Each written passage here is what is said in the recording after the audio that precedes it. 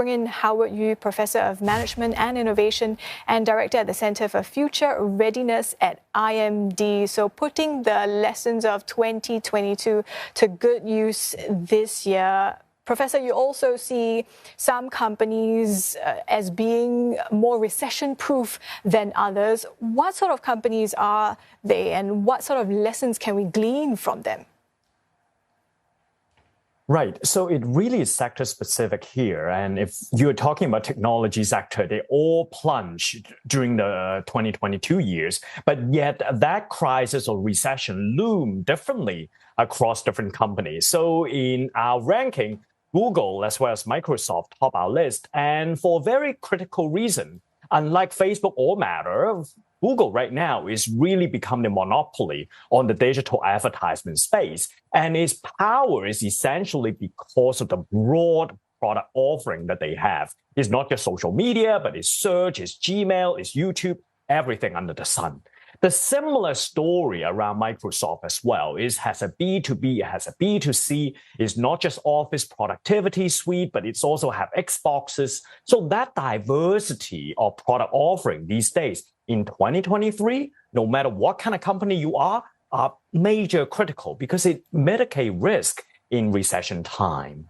Does it necessarily translate into a recovery in the stock prices, though, given that these tech giants that you list out of the US are going to have the most to lose if these interest rates continue climbing?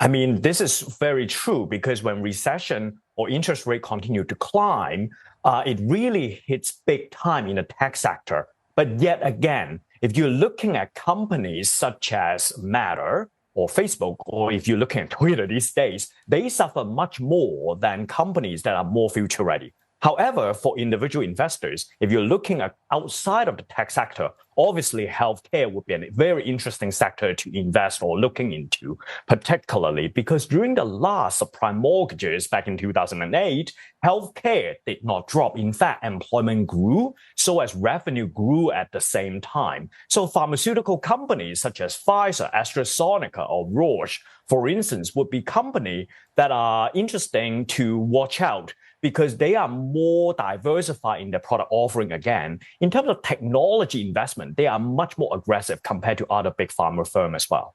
Okay, you also see, based on the rankings, the Chinese tech firms trailing their US counterparts. But there has been some optimism that the regulatory crackdown is behind us. Do you think that gives it a better shot at a turnaround or some competition with their American peers this year? This is very interesting because in 2022, as you see, or compared to the year before, all these tech giants, whether it's Alibaba or Tencent or Xiaomi, they all drop in terms of their future readiness, in part driven by the regulatory regime inside China. Well, yes, it seems to be the Chinese government is lessen the tight grip in terms of the tech sector, but at the same time, the chip war these days, the semiconductor industry, casts a very strong shadow in terms of the Chinese tech sector, where the companies can continue to get access to advanced chipset, never mind about the whole industry of domesticating the semiconductor industry becomes harder and harder these days because of sanctions by the US government.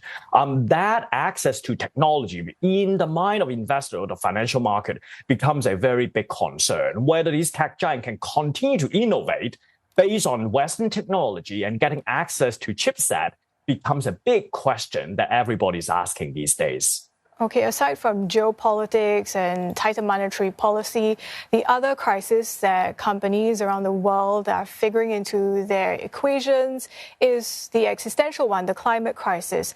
When you look at this through an ESG lens, what does it mean for companies to be future-proof?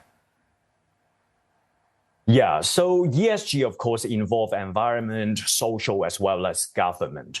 And what we've been seeing over the last 10 years, this is actually a long-term trend that companies that excel in ESG, they're simply performing better in terms of the financial market. Historically, it wasn't, but over the last 10 years, it has been. Why is that? Because ESG, in many ways, is the most forward-looking indicator. you have to do well by delivering value to the society. If you're a tech giant, you have to respect data privacy. If you're a bank, you want non-discriminative lending. And if you're a car manufacturer, you need to take hold into this energy transition. And all these get translated into strategic initiatives, future growth. And this is why we have been observing ESG become more and more important as a strategic pillar to get company becoming future ready. And that shows also in the financial performance these days. Professor, you've given us a lot of food for thought. Thanks very much for sharing your insights with us. Howard Yu is professor at IMD.